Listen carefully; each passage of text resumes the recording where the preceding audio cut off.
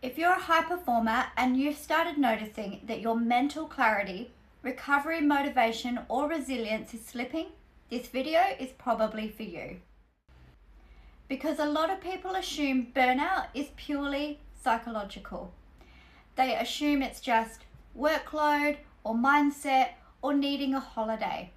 But what I see clinically is that burnout is very often physiological long before it becomes emotional.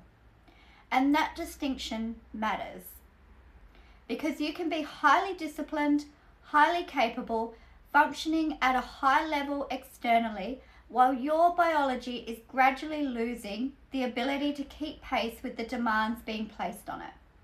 A lot of high performers notice this slowly.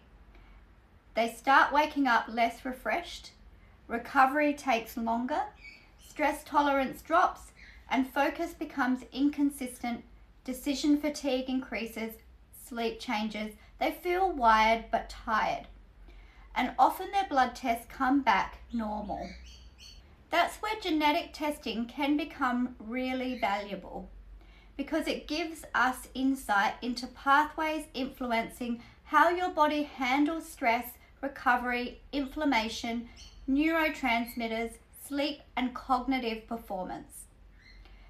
So in this video, I want to walk through some of the major genetic pathways that can influence burnout risk and mental resilience.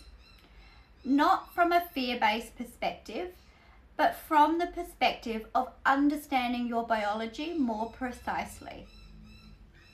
The first big area is stress hormone regulation and the HPA axis. This is one of the biggest things I look at in high performers. Some people genetically clear cortisol efficiently. Other people stay in that activated state much longer. And that can show up as difficulty switching off, racing thoughts at night, feeling alert late at night but exhausted during the day, afternoon crashes, poor stress tolerance, or feeling constantly on. A lot of executives and high performers normalize this state for years, but eventually the physiology starts pushing back. And when we understand these pathways genetically, we can start supporting them much more strategically. That might involve targeted nutrition, adaptogenic herbs, blood sugar regulation, sleep support, breath work, nervous system regulation. The goal isn't just symptom suppression, it's improving resilience capacity. The second major area is methylation and neurotransmitter function. This is where genes like MTHFR, COMT, and MTR become relevant. Now, methylation gets discussed a lot online, sometimes without much nuance. But clinically, what matters is how these pathways influence dopamine, serotonin, stress tolerance, motivation, mental clarity, oxidative stress handling. Some people are naturally more sensitive to stress chemistry. Some people burn through neurotransmitters faster. Some people struggle more with oxidative load from chronic cognitive demand. And that can look like brain fog, feeling flat, reduced motivation, lower stress tolerance, difficulty concentrating, or inconsistent cognitive performance despite sleeping enough. Again, this isn't laziness and it's not necessarily a motivation problem. It's biology. The next major area is inflammation. And this one is massively underestimated in high performers because inflammation doesn't always look dramatic. Sometimes it looks like reduced recovery, mental fatigue, lower motivation, muscle soreness, irritability, poor stress tolerance, or feeling depleted after relatively minor stresses. Certain gene variants can influence how strongly someone responds to inflammatory triggers and how quickly they recover afterward. And when someone is operating under chronic cognitive load or training stress, that inflammatory burden accumulates over time. This is the reason why some people seem to handle huge workloads effortlessly, while others start breaking down despite doing all the right things. Then we have oxidative stress and antioxidant capacity. High cognitive output creates oxidative stress. Constant decision making, long work hours, training, poor sleep, psychological pressure. And all of that increases demand on antioxidant systems. Genes involved in antioxidant defense can influence mental stamina, recovery speed, cognitive endurance, and resilience under pressure.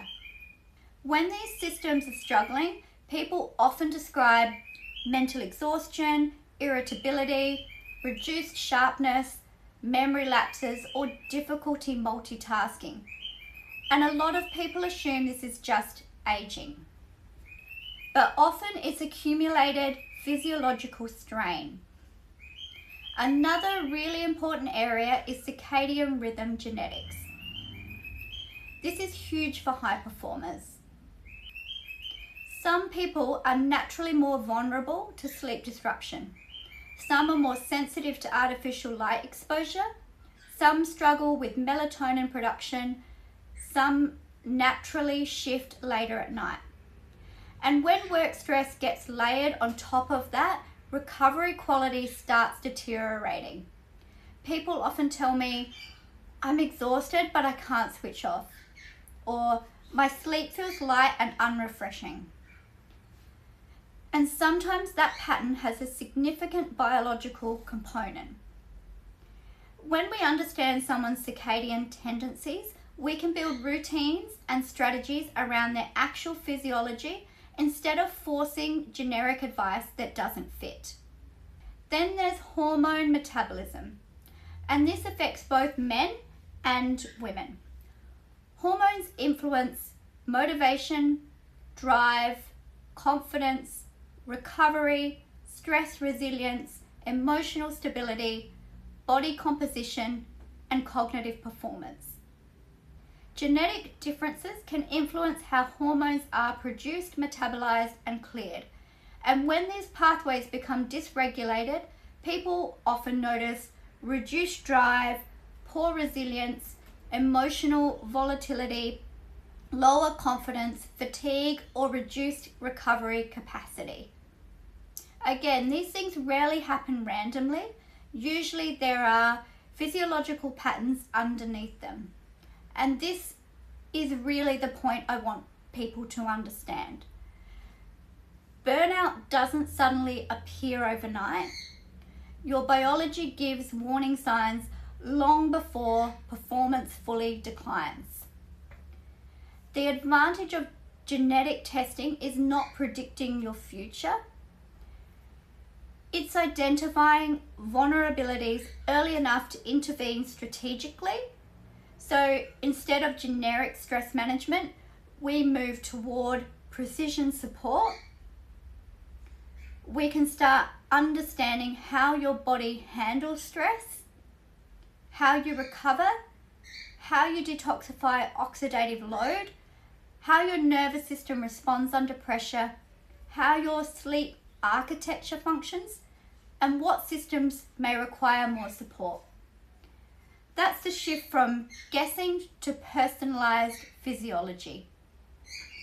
If you're someone who's noticing decline, resilience, inconsistent recovery, brain fog, poor stress tolerance, or that your performance no longer matches your effort, there may be more going on beneath the surface than simply stress.